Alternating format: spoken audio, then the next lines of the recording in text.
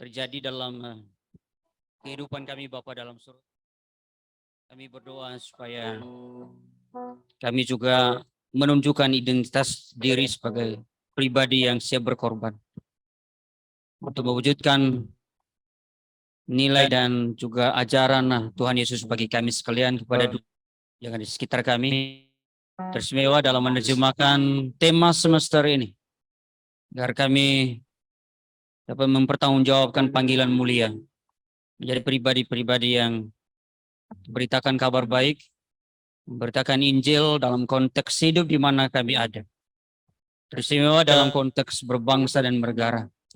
Kami berdoa tuntun dan arahkan kami supaya kami memiliki pengetahuan dan prinsip-prinsip yang didasarkan pada sabda Allah. Mungkin bukan kami terlibat langsung dalam kondisi perpolitikan dan kepemimpinan bangsa dan negara, tetapi kami rindu agar lewat pelayanan di setiap tanggung jawab pemberianmu bagi kami biasa kami lakukan, dapat kami lakukan melalui interaksi kami dan juga melalui pelayanan mimbar untuk memberitakan misi Allah bagi dunia, misi Allah bagi bangsa dan negara kami, dan teristimewa bagi mereka yang belum mengenal Kristus sebagai Tuhan dan Juru Selamat. Berbicaralah kepada kami bersyukur dan siap diberkati oleh Tuhan di dalam nama Yesus Tuhan dan Juru Selamat kami. Amin. Amin. Silakan duduk Bapak Ibu dan saudara sekalian, salam sejahtera untuk kita, salam. Terima kasih untuk bidang pelayanan yang sudah menjadwalkan saya hari ini, dan tentu kita masih membicarakan tentang tema yang besar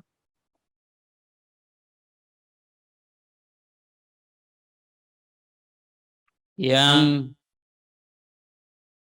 berkaitan erat dengan bagaimana misi dan juga panggilan misioner itu, misioner gereja dapat kita lakukan. Bapak Ibu dan saudaraku, memang ini tema yang luar biasa besar, dan saya akan mengarahkan perhatian kita pada bagian yang ada kaitan dengan politik, etika politik Kristen, atau bahasa yang juga dipakai lebih lazim, etika politik Kristiani dalam menjawab panggilan misioner gereja. Bapak Ibu dan saudara sekalian, saya pikir hari ini adalah metode yang digunakan adalah Capita Selecta.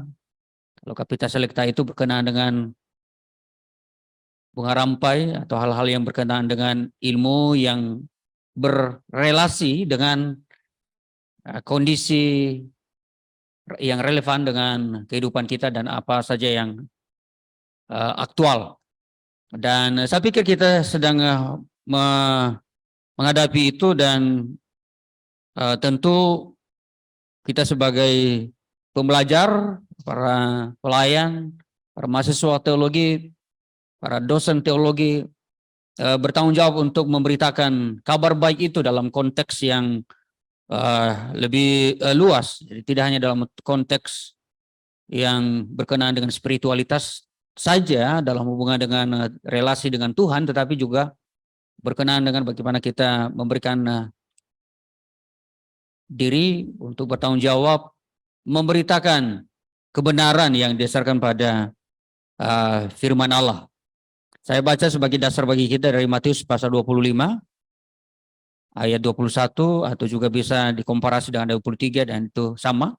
Kemudian Roma 13 ayat 1 sampai dengan 2. Saya baca bagi kita sekalian, Bapak Ibu dan Saudara, bagi yang hadir langsung di tempat ini, di ruang kapel Ebenezer ini, dan juga saudara sekalian yang ada di ruang Zoom yang hadir pada sore ini. Jadi sekali lagi, Capita Selecta yang akan kita bahas adalah etika politik Kristiani dalam menjawab panggilan misioner gereja. Saya mulai dengan Matius pasal yang ke-25 yang Saya ambil dari ayat 21 sama dengan ayat 23. Maka kata tuannya itu kepadanya, baik sekali perbuatanmu itu, hai hambaku yang baik dan setia. Engkau telah setia dalam perkara kecil, aku akan memberikan kepadamu tanggung jawab dalam perkara yang besar. Masuklah dan turutlah dalam kebahagiaan Tuanmu. Ya, itu ayat yang ke-21 dan ayat 23 sama. Kemudian saya baca ayat 1 dan 2 dari Roma pasal 13 ayat 1 dan 2. Roma 13 ayat 1 sampai dengan 2. Tiap-tiap orang harus takluk kepada pemerintah yang di atasnya. Sebab tidak ada pemerintah yang tidak berasal dari Allah, dan pemerintah-pemerintah yang ada ditetapkan oleh Allah. Sebab itu barang siapa melawan pemerintah, ia melawan ketetapan Allah, dan siapa yang melakukannya, saya ulangi, dan siapa yang melakukannya akan mendatangkan hukuman atas dirinya.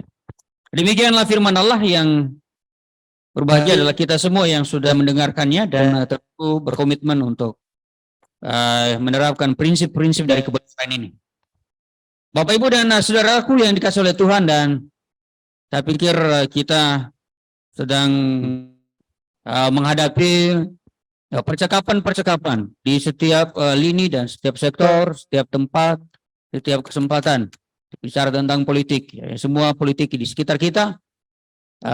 Saya pikir kita tidak boleh menutup mata dan menutup telinga, apalagi menutup telinga untuk melihat percakapan-percakapan itu sambil ngopi, dan tentu ada muatan-muatan politik di dalamnya.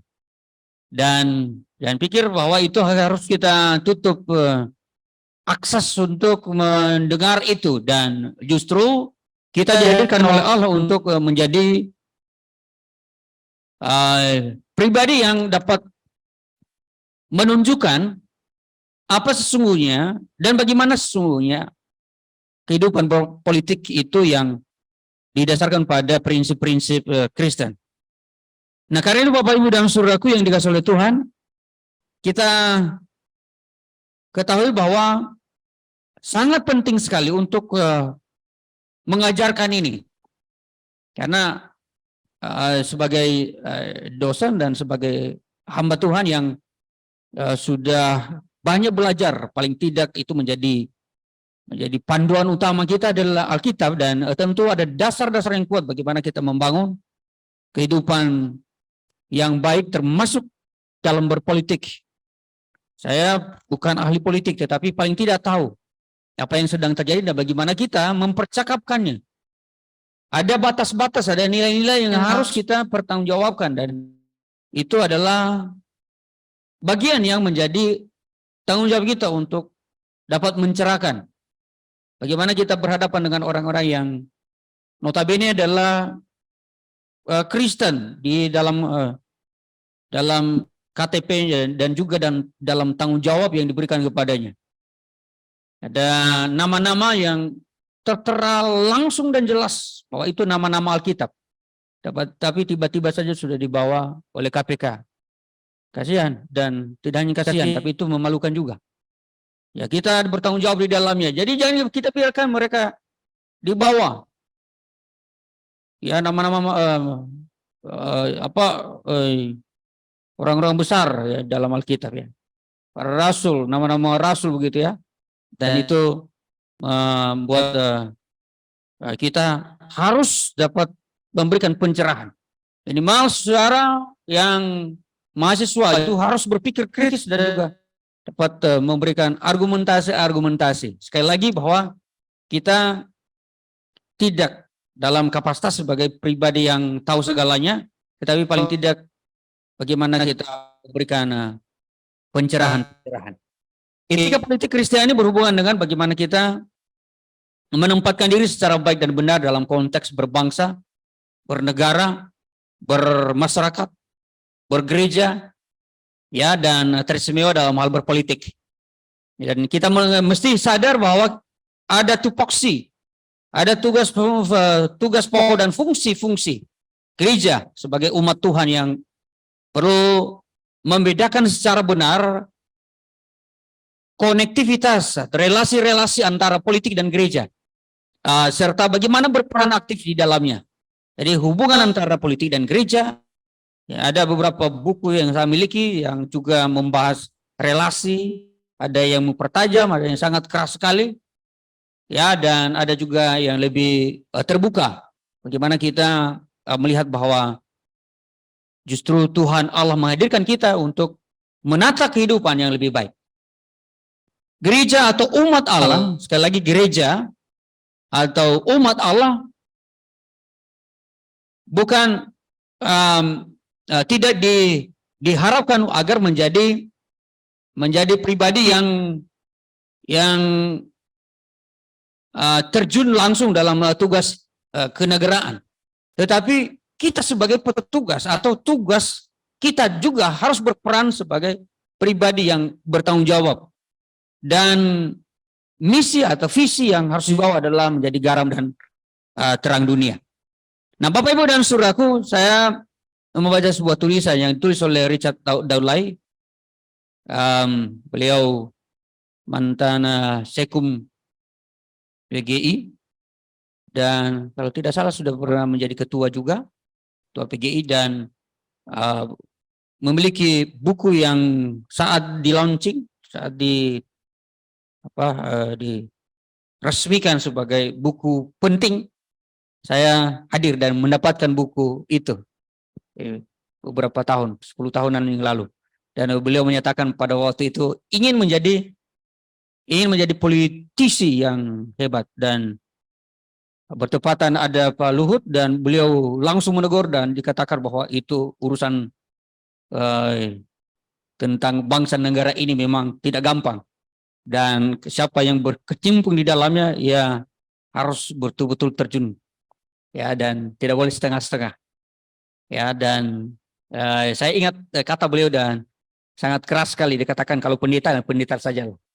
Jadi saya tuh Pak Luhut memang keras sekali kata-kata itu, ya, didengarkan oleh semua, ya. Dan memang benar bahwa walaupun sudah berkampanye tidak terpilih menjadi anggota dewan, anggota MPR, DPR, MPR.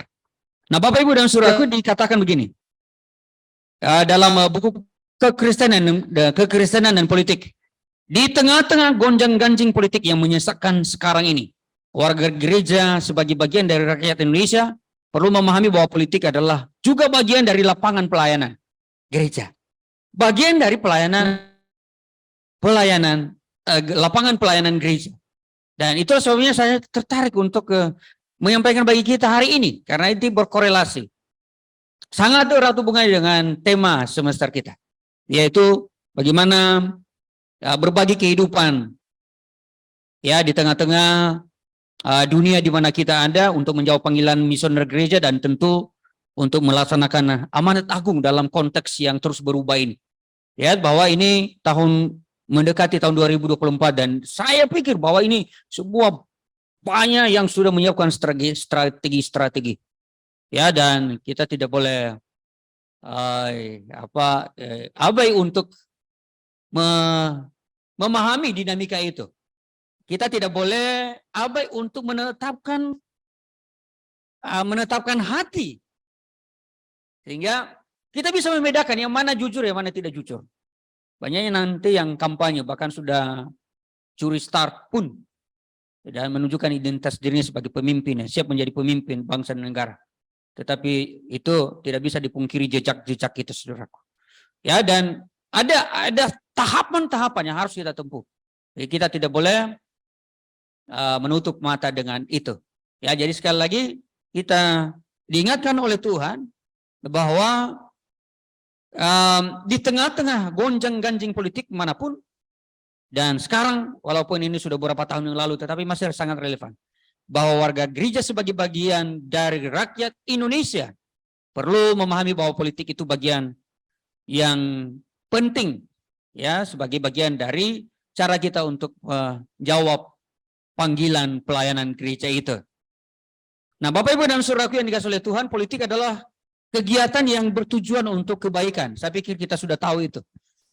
Dan untuk kebaikan, tujuan untuk kebaikan.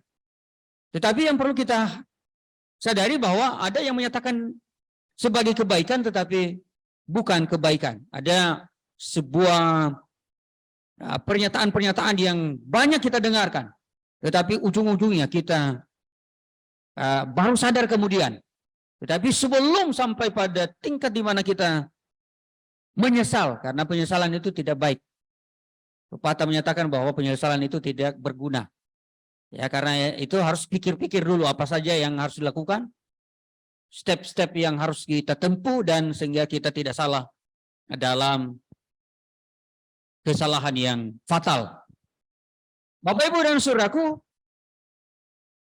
ada beberapa yang memberikan definisi tentang etika. Etika karena ini etika politik.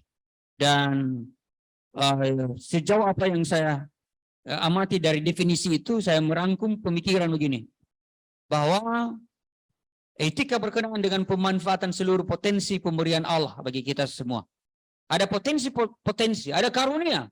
Dan dalam karunia itu ada pengembangannya. Ada talenta pemberian Tuhan. Itu sebabnya tadi di dalam Matius 25 yang merupakan bagian yang juga dikisahkan dalam Lukas dengan bahasa yang sangat familiar. Ya, kalau talenta di Matius 25, itu di Lukas itu tentang uang mina, yaitu mina atau uang mina. Nah, saudaraku, itu sama prinsipnya. Bagaimana kita diberikan tanggung jawab oleh Tuhan, diberikan karunia oleh Tuhan, diberikan fasilitas oleh Tuhan, dan kita harus gunakan. Itu sebabnya saya katakan bahwa kita harus memanfaatkan seluruh potensi pemberian Allah itu, dan kita harus berpikir dan bertindak secara logis dan terukur. Yang logis dan terukur. Jangan sampai kita hanya mengharapkan segala sesuatu terjadi dengan bahasa-bahasa yang abstrak, tetapi dalam hubungan dengan ini adalah kita harus berpikir dan bertindak yang terukur. Kemudian berkomitmen untuk bergerak maju sungguh-sungguh agar menjadi lebih baik. Jadi dari rangkuman seluruh definisi yang saya lihat ini penting, bahwa ternyata itu mulai dengan potensi. Apa potensi saya? Apa potensi Bapak, Ibu, dan saudara sekalian? Kita memiliki potensi-potensi itu, dan di dalam diri kita banyak hal, tetapi diharapkan supaya kita bisa mengenal satu dari sekian banyak itu, dan kita bisa gunakan itu secara maksimal. Bapak, Ibu, dan saudaraku yang dikasihi oleh Tuhan, dan etika politik Kristiani, bahwa umat Allah diminta untuk dapat mengenal prinsip-prinsip, diminta untuk mengenal pengelolaan, cara pengelolaan, diminta untuk mengenal tindakan-tindakan kenegaraan agar lebih baik. Apa tujuannya? Adalah supaya aman, supaya nyaman, supaya damai, supaya tentram, supaya adil. Ya, dan kata-kata ini begitu kencang. Ya, kita bersyukur karena Presiden kita luar biasa, Presiden Jokowi. Ya, jadi kalau menyebut itu harus mulai dengan Presiden, jangan Jokowi saja, itu kurang ajar. Ya, banyak pejabat-pejabat Republik ini menyebut saja itu tidak menghormati pemimpin, Bapak Presiden Jokowi. Itu etikanya. Ya, sama juga, tidak hanya di situ, di sini juga Bapak Ketua, Bapak Wakil 3, ya, orang tua kita. Ya, jadi semua harus kita tempatkan dalam tempat yang baik dan benar. Kemudian apa yang muncul lagi di belakangan ini, yang terlihat bahwa banyak yang merendahkan apa yang sudah dilakukan oleh Pak Jokowi. Tetapi apakah peran kita? Apakah kita berargumentasi bahwa itu enggak benar? Ini tanggung jawab kita. Ini tanggung jawab politik. Jadi kalau ada orang bilang ini enggak benar, lihat tunjukkan dulu. Tunjukkan apa yang dilakukan oleh Pak Jokowi. Dan itu peran kita. Saya pikir misioner gereja, kita bahas ini misioner gereja, tapi kita tidak berargumen secara bertanggung jawab di tengah-tengah percakapan yang liar di sekitar kita. Banyak percakapan liar. Dan kiranya hal-hal positif, hal-hal yang baik yang kita bisa ceritakan sedapat mungkin yang positif. Ya, dan saya pikir kita berkomitmen untuk itu. Ceritakanlah yang baik-baik saja kepada orang lain. Tujuan politik adalah hal yang baik. Hal yang adil, keadilan dan kesejahteraan bagi bangsa ini. Pak Jokowi sudah melakukan itu, keadilan luar biasa. Nah, Bapak Ibu dan Saudaraku, inilah tujuan politik itu. Dan politik ini, nilai-nilai ini adalah nilai-nilai yang dimunculkan dari firman Allah. Yang muncul dari firman Allah, bicara tentang keadilan, kesejahteraan, kemakmuran, itu bicara dari dasar yang kuat, Alkitab. Jadi saya pikir itu menjadi PR kita untuk dapat menerjemahkan itu sebagai pembelajar, sebagai hamba Tuhan, sebagai para dosen, sebagai pendeta atau apapun tanggung jawab kita. Bapak Ibu dan Saudaraku, jadi sesungguhnya politik merupakan upaya mengelola hidup bermasyarakat dan bernegara, termasuk dalam tatanan aturan-aturan, ya kita juga harus ada di dalamnya. Menunjukkan identitas bahwa kita tahu yang baik dan benar itu. Nah, saudaraku yang dikasihi oleh Tuhan Yesus Kristus, ada beberapa bagian yang dapat mengingatkan kita bahwa kehadiran umat Allah sangat berhubungan erat dengan misi Allah bagi dunia ini. Kehadiran umat Allah, kehadiran kita, kehadiran siapapun yang nanti kita akan berhadapan dengan apa yang akan kita hadapi tahun 2024 ini.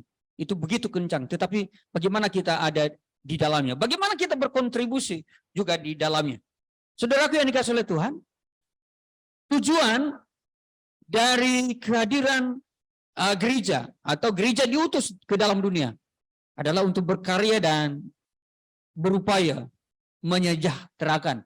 Saya pikir bahasa-bahasa sejahtera ini juga dijelaskan dalam konteks perjanjian lama, dan kalau kita membaca Yeremia pasal 29 ayat yang ke-7, kita akan menemukan di sana bahwa betapa pentingnya kehadiran kita untuk menghadirkan kesejahteraan lahir dan batin. Ya, kehadiran kita adalah menghadirkan kesejahteraan. Dan saya setuju dengan apa yang dikatakan oleh Bapak Robert Borong. Saya amati sebagai sebuah pengamatan korektif dari Robert Borong. Beliau dosen di Jakarta, sekarang sedang menjadi pemimpin sebuah sekolah teologi yang ada di Sulawesi Tengah. Beliau menyatakan begini, kehadiran dan keterlibatan kita dalam politik tidak sekadar ikut serta menjadi penggembira. Ya, ini saya menggarisbawahi ini. Bukan penggembira, bukan menjadi apa ya, jadi orang-orang yang datang meramaikan saja. Bukan juga yang hadir untuk mendapatkan sebuah apresiasi nasi bungkus. Yaitu yang beberapa tempat ada yang pokoknya hadir itu nasi bungkus, saudara. Itu di televisi itu ada juga yang penggembira-penggembira. Tawa. Itu sesudah itu pulang bawa nasi bungkus atau beberapa rupiah lah didapatkan. Yang penting tertawa dan terbahak-bahak. Ya, suka menonton dangdut itu siapa Soima itu tertawa enggak jujur. Ya, jangan belajar dari Soima yang tertawa tidak jujur.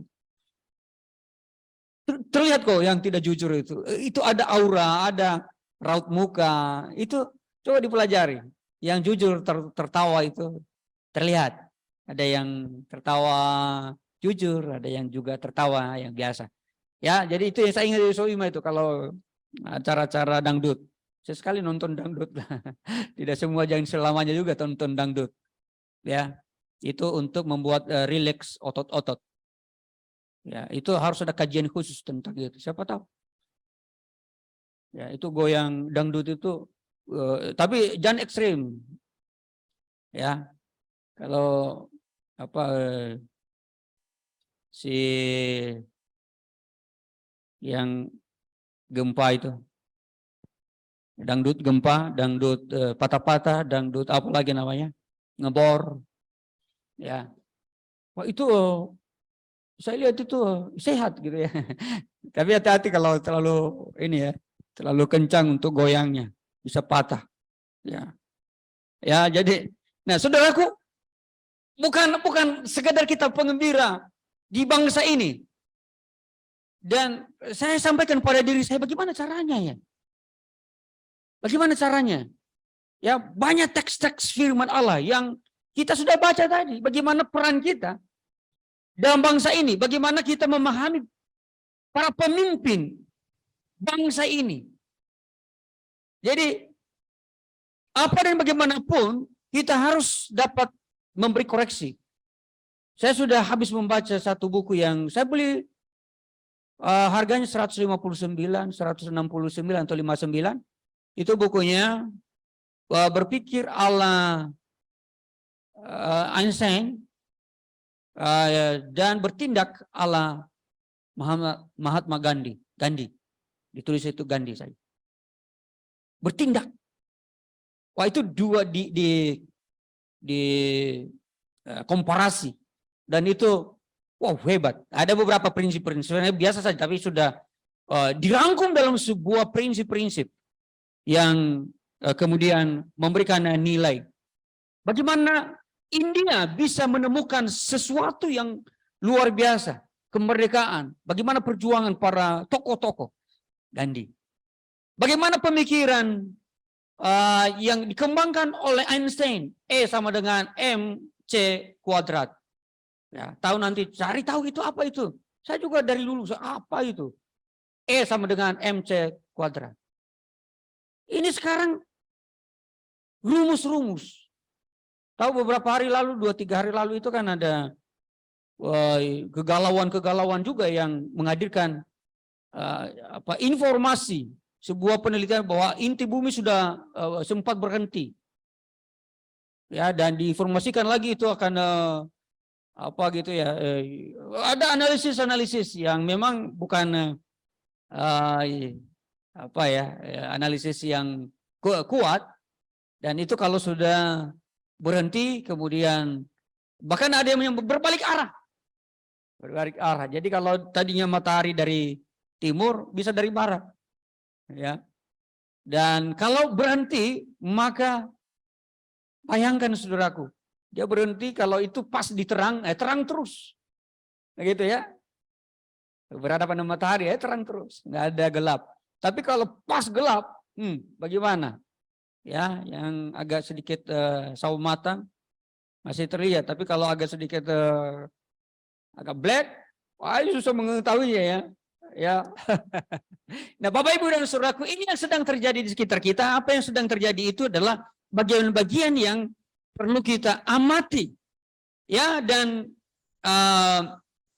sekali lagi RP Borong, Pak Borong menyatakan kehadiran keterlibatan kita dalam politik tidak sekadar menjadi penggembira, tetapi juga berperan memberikan penilaian normatif, memberikan penilaian apakah penyelenggaraan yang sedang terjadi termasuk dalam bangsa ini dilaksanakan sesuai dengan norma atau tidak. Norma-norma kebaikan, norma-norma kebenaran, norma-norma keadilan dilaksanakan atau tidak. Saudara kita yang di Papua ini beberapa informasi belakangan ini, bukan hanya informasi tapi terlihat ada peperangan, terus berperang. Nggak tahu siapa yang mendesain itu dengan luar biasa. Tapi kita tahu bahwa ini adalah permainan politik yang luar biasa. Tetapi bagaimana pemikiran generasi dari Papua? Tadi kami melewati sebuah jalan di kantor HAM, Komisi HAM. Saya lihat di situ, wah ini Papua. Tentang ada beberapa orang saja, tapi saya tidak lihat karena melewati di belakang tuntutannya apa gitu. Tapi kemungkinan besar apa yang sedang terjadi di Papua. Nah, saudaraku, saya pikir apa yang sedang terjadi adalah sesuatu yang harus kita amati. Bagaimana kita menciptakan, bagaimana kita melahirkan orang-orang yang dapat memberikan pencerahan sehubungan dengan apa yang sedang terjadi. Betulkah tidak adil? Betulkah ketidakadilan katanya terjadi. Saya pikir itu benar ya. Keadilan yang dilakukan oleh Bapak Jokowi, Pak Presiden kita itu luar biasa. Dan saya pikir kita hadir untuk bisa menunjukkan itu.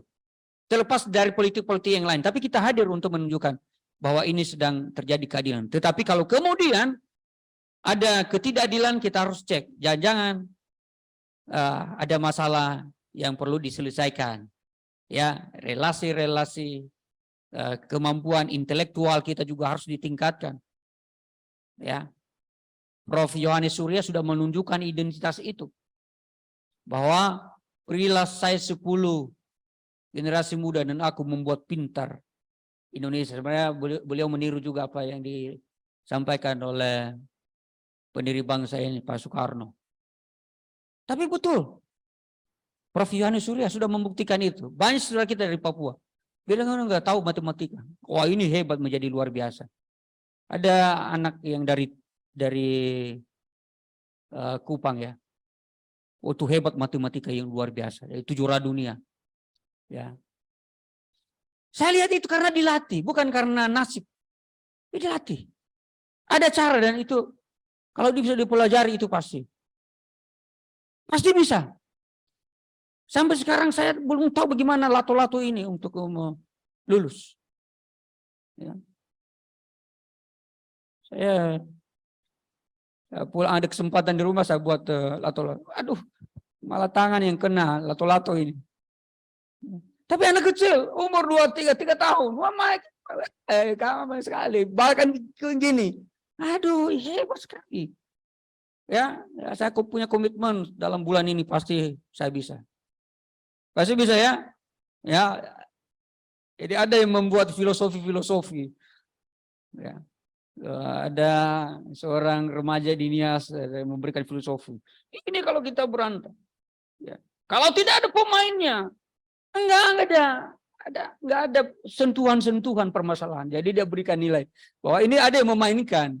Persoalannya itu terjadi karena ada yang memainkan. Nah, bagaimana Bapak Ibu dan Saudaraku peran kita sekali lagi dalam hubungan dengan apa yang sedang terjadi, termasuk apa yang saya sudah katakan, bagaimana kita memahami etika politik ini. Nah, Bapak Ibu dan Saudaraku yang dikasihi oleh Tuhan, bagaimana prinsip atau syarat-syarat etika politik Kristiani dalam praktiknya, ya, dan sebagai hamba Tuhan, ya, dalam hubungan dengan tugas dan tanggung jawab real kita, bahwa hal yang harus kita lakukan dalam mengedepankan pembaruan kehidupan, ya, masuk dalam dunia politik langsung praktis, atau menjadi pribadi-pribadi yang dapat mencerahkan tentang politik, dan orang yang mencerahkan itu sudah terjadi pembaruan hidup. Yang kedua adalah memiliki hati nurani yang murni, yang tertuju kepada Allah.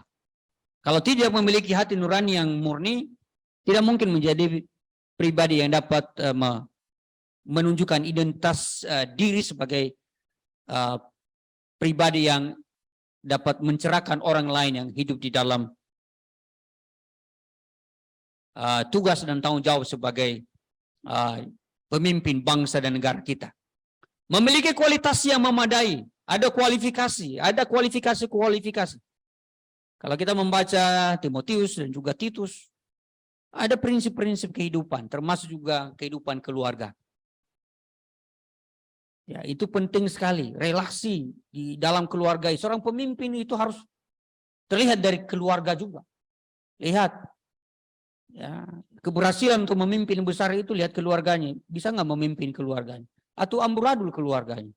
Pura-pura happy di luar, tapi neraka di dalam rumah tangganya. Ya, banyak gitu, kamuflase. Tapi kita harus tunjukkan identitas. Ya, saya pikir beberapa di antara kita menunjukkan identitas keluarga. Ya, ada yang saya sampai sekarang saya nggak lihat apakah dia punya istri atau tidak. Nggak pernah ada dia, tapi dia itu sebagai pemimpin. Apakah ada atau tidak? Ya, Saya menduga khawatir kalau nggak pernah ditunjukkan ke publik itu. Ya, bukan itu tunjukkan bahwa ini saya istri, ini saya punya istri, ada ini keluar. Enggak, bukan menunjukkan diri. Ya belakangan ini saya upload beberapa momen-momen. Karena apa yang saya pelajari? Beberapa tahun yang lalu saya lihat orang Nias mendapatkan foto-foto lama. Foto-foto lama, budaya Nias yang lama, tahun itu sebelum tahun 1900-an. Ternyata didapatkan di Belanda. Dan itu saya kagum. Ternyata itu pemeliharaan terhadap foto-foto itu penting. Makanya saya kadang-kadang saya tunjukkan, ayo buat yang bagus untuk foto, jangan cepat-cepat. Ada kemarin itu saya minta, Ibu Titi terpotong setengah. Jadi saya nggak ada alternatif lain lagi. Saya harus upload saja Pak Domi. Sampaikan permohonan maaf saya. Karena bukan sengaja itu. Bukan sengaja, bukan saya Pak Domi. Tapi saya minta seseorang, saya tidak ingat lagi siapa yang ini. Nanti saya tatar lagi. Itu harus utuh, kiri kanan itu berapa, supaya jangan terpotong. Masa sepotong? Nah bagus. Dan itu saya pelajari, ternyata Belanda itu hebat dalam merawat termasuk catatan-catatan sejarah, rawat bukti-bukti fisik, dan itu penting bagi kita Bapak Ibu dan saudaraku yang dikasihi oleh Tuhan. Jadi sekali lagi, seorang yang disebut sebagai hamba Tuhan dan berperan aktif di dalam kehidupan berbangsa dan bernegara ini, kita harus menunjukkan identitas diri kita. Kita harus memulai dari diri kita dan kita harus dapat membuktikan hal itu. Menjadi pelayan hamba, menjadi pribadi yang menghamba. Tadi saya baca dalam Matius 25 ayat 21. Tuhan tidak akan panggil saat kita bertemu dan Tuhan tidak akan panggil untuk menyatakan bahwa jabatanmu apa, pangkatmu apa. Enggak. Tidak saya temukan. Tapi nama kita satu semua, untuk semua. Sama semua, hamba. Hai hambaku yang setia, come on, masuk. Di tempat yang nyaman bagimu. Nah, dan inilah yang saya pikir bagaimana kita menerjemahkan pelayan hamba itu yang sesuai dengan prinsip Alkitab. Para pengambil kebijakan yang hidup dalam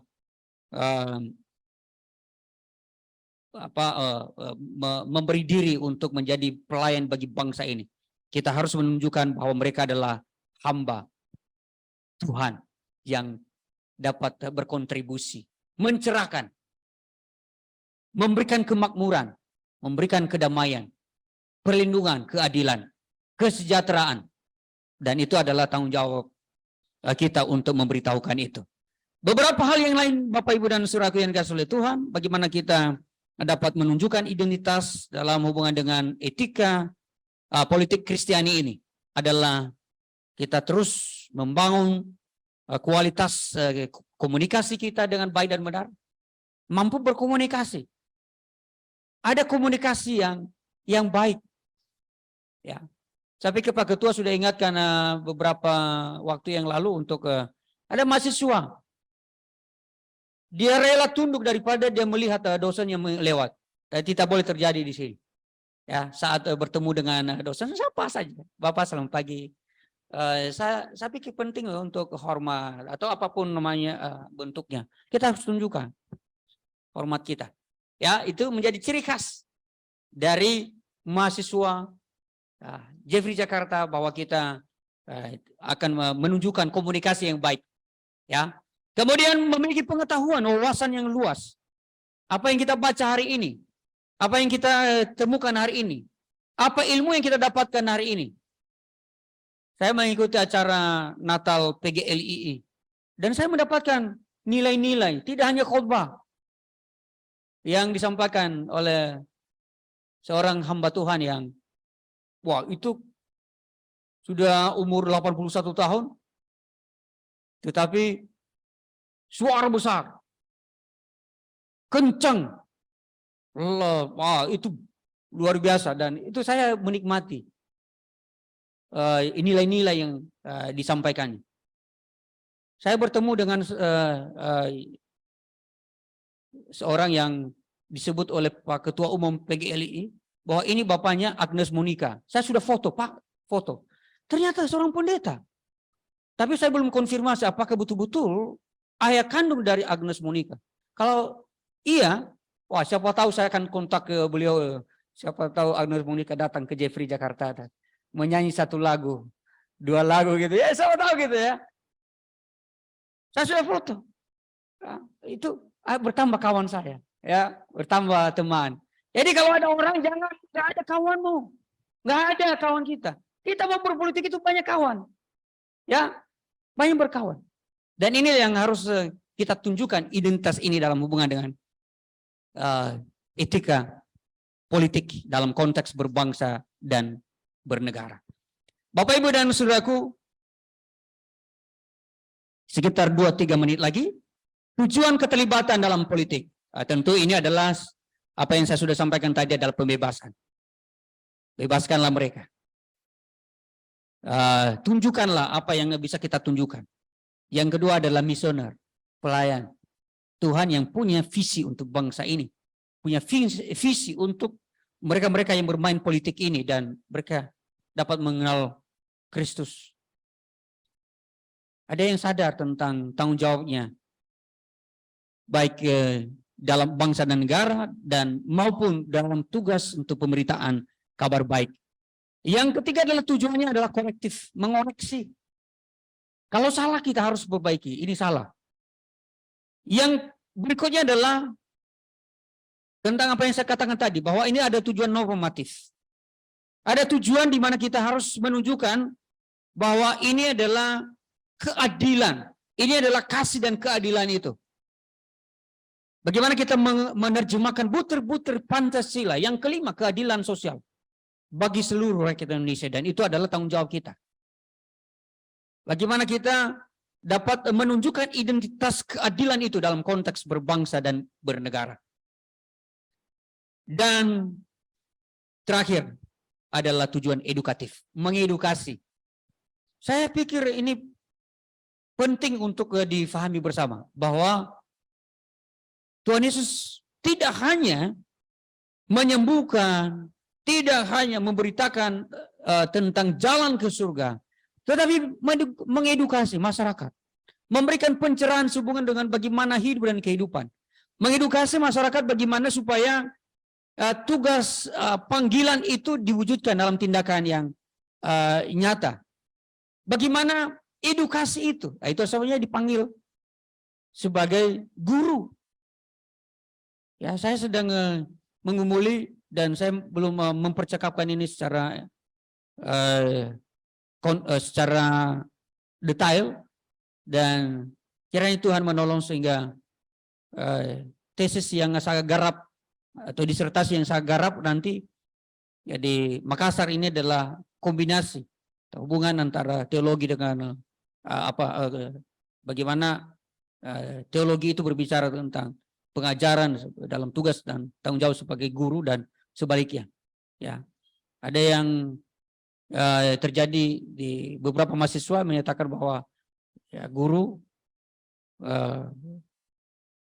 gitu, dan pendeta teologi adalah teologi, dan itu saya pikir ini harus menyadarkan kita bahwa tanggung jawab dan fungsi-fungsi kedua sisi itu harus ada di dalamnya. Dan inilah tujuan yang terakhir, yaitu bagaimana tujuan edukasi itu.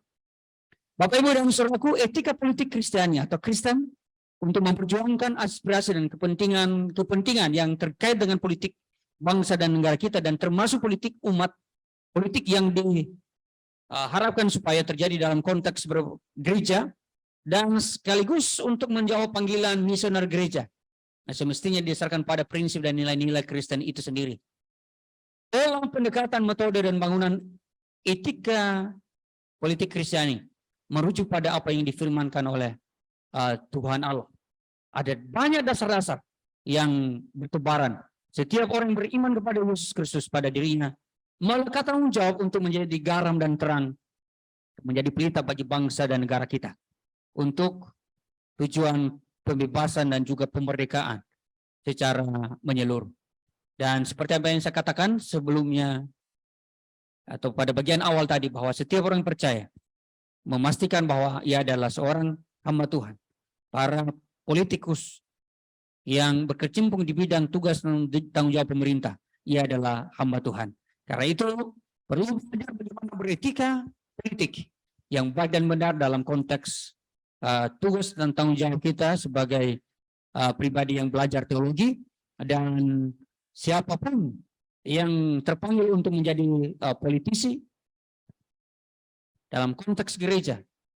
Di gereja di mana kita ada, memang di beberapa gereja tidak memiliki atau tidak banyak yang sadar tentang pentingnya untuk menghadirkan politikus-politikus dalam menjawab kebutuhan bangsa dan negara. Tetapi paling tidak kita harus juga dapat memberikan hati untuk memikirkan itu, memberikan pencerahan, mengarahkan anak-anak yang punya potensi untuk berdebat. Itu boleh jadi dia siap untuk dapat menjadi politikus. Ya, sebenarnya itu orang yang suka berdebat itu jangan-jangan dia punya potensi untuk jadi politikus. Tidak hanya menjadi hakim atau menjadi pengacara begitu ya, tapi boleh jadi itu cocok dia dalam konteks berbangsa. Tetapi jangan seperti beberapa tokoh yang kemudian tidak mampu untuk menahan diri dalam emosi, ya, kemudian berkelahi. Ya, jadi saya pikir itu sesuatu hal yang kita harus cerahkan. Dan bila kemudian Tuhan menempatkan kita dalam posisi memegang kendali dalam tugas dan tanggung jawab dalam dalam tugas dan tingkatan tertentu untuk bangsa ini, marilah kita menjadi alat di dalam tangan Tuhan untuk membawa tentang misi yang sehubungan dengan yang kita bicarakan dalam semester ini, menjadi garam dan terang dunia. Mari kita berdoa. Bapa kami dalam surga, kami bersyukur karena kami sudah mendengarkan bagaimana kami beretika dalam konteks berpolitik, dan bagaimana kami hadir di dalamnya, bagaimana kami hadir sebagai anak-anak Tuhan untuk mempercakapkan ini, mempercakapkan nilai-nilai Kristiani, bagaimana keadilan, kebenaran, ketulusan, dan harus diwujudkan dalam tindakan-tindakan real. Berkat-Mu kiranya membantu kami, mencerahkan kami untuk menjadi pelaku-pelaku firman, untuk menerjemahkan bagaimana panggilan misioner gereja itu terwujud. Dalam nama Yesus Tuhan, kami bersyukur dan berdoa. Amin.